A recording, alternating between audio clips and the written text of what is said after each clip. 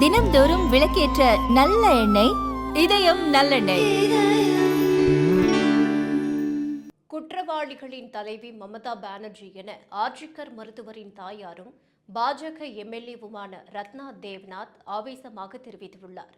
மேற்கு வங்கத்தில் அரசியல் ரீதியாகவும் சமூக ரீதியாகவும் பெரும் புயலை கிளப்பிய ஆர்ஜிகர் மருத்துவக் கல்லூரி பயிற்சி மருத்துவர் பாலியல் வன்கொடுமை மற்றும் கொலை வழக்கில் தற்போது புதிய திருப்பங்கள் ஏற்பட்டுள்ளன. இந்த வழக்கை முறையாக விசாரிக்க தவறியதாக கொல்கத்தா முன்னாள் போலீஸ் கமிஷனர் வினீத் கோயல் உட்பட 3 உயர் போலீஸ் அதிகாரிகள் சஸ்பெண்ட் செய்யப்பட்டுள்ளனர். இந்த சூழலில் அண்மையில் நடந்த தேர்தலில் பாஜக சார்பில் போட்டியிட்டு வெற்றி பெற்ற பாதிக்கப்பட்ட மருத்துவரின் தாயார் ரத்னா தேவ்நாத் முன்னாள் முதல்வர் மமதா பானர்ஜியை உடனடியாக கைது செய்ய வேண்டும் என அதிரடி குற்றச்சாட்டை முன்வைத்துள்ளார். 2024ஆம் ஆண்டு கொல்கத்தா ஆர்ஜிகர் மருத்துவமனையில் இளம்பெண் மருத்துவர் கொடூரமான முறையில் பாலியல் வன்கொடுமை செய்யப்பட்டு படுகொலை செய்யப்பட்டார்.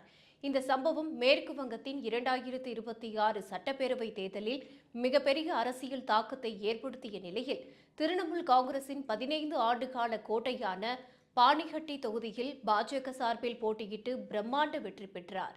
பாதிக்கப்பட்ட மருத்துவரின் தாயார் ரத்னா தேவ்நாத் வழக்கை திசை திருப்பியதாக கூறி மேற்குவங்க அரசு 3 காவல்துறை அதிகாரிகளை சஸ்பெண்ட் செய்துள்ள நிலையில் செய்தியாளர்களை சந்தித்த ரத்னா தேவ்நாத் முன்னாள் முதல்வர் மமதா பானர்ஜி மீது கடுமையான குற்றச்சாட்டுகளை முன்வைத்துள்ளார்.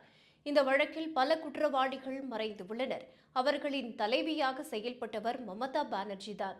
அவரை பிடித்து சிறையில் அடைத்தால் மட்டுமே அனைத்து உண்மைகளும் மற்ற குற்றவாளிகளின் பெயர்களும் வெளியில் வரும். சம்பவம் நடந்த அன்று இரவு என் மகளுடன் உணவு சாப்பிட்ட சக ஊழியர்களிடம் இதுவரை முறையான விசாரணை நடத்தப்படவில்லை. மருத்துவமனை முன்னாள் முதல்வர் மட்டுமே தற்போது சிறையில் உள்ளதாக கூறியுள்ள ரத்னா தேவ்நாத், இந்த சதித்திட்டத்தில் அப்போதைய சுகாதாரத்துறை செயலர் நாராயண ஸ்வரூப் நிகம் மற்றும் மமதா பானர்ஜிக்கும் நேரடி தொடர்பு உள்ளது என குற்றம் சாட்டியுள்ளார். பாதிக்கப்பட்ட மருத்துவரின் தந்தை சேகர் ரஞ்சன் தேவ்நாத் பேசுகையில், முதல் நாளில் இருந்தே இந்த வழக்கின் ஆதாரங்களை அழைத்து மூடி மறைக்க ஒரு ஐபிஎஸ் அதிகாரி முயன்றார். அதற்கான உத்தரவு அப்போதைய முதல்வர் மமதா பானர்ஜியிடம் இருந்துதான் நேரடியாக வந்தது என்பது இன்று நிரூபணமாகியுள்ளது. தற்போது பொறுப்பேற்றுள்ள புதிய முதல்வர் சுவேந்து அதிகாரி தவறிழைத்த அதிகாரிகள் மீது நடவடிக்கை எடுத்துள்ளதற்கு எனது நன்றிகள் என்று தெரிவித்துள்ளார்.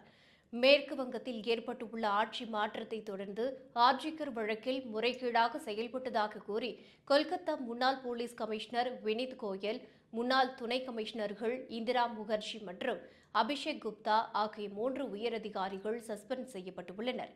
இவர்கள் பாதிக்கப்பட்ட குடும்பத்தினருக்கு பணம் கொடுத்து வழக்கை மழுப்ப முயன்றதாகவும் தற்போதைய முதல்வர் சுவேந்து அதிகாரி தரப்பில் தெரிவிக்கப்பட்டுள்ளது.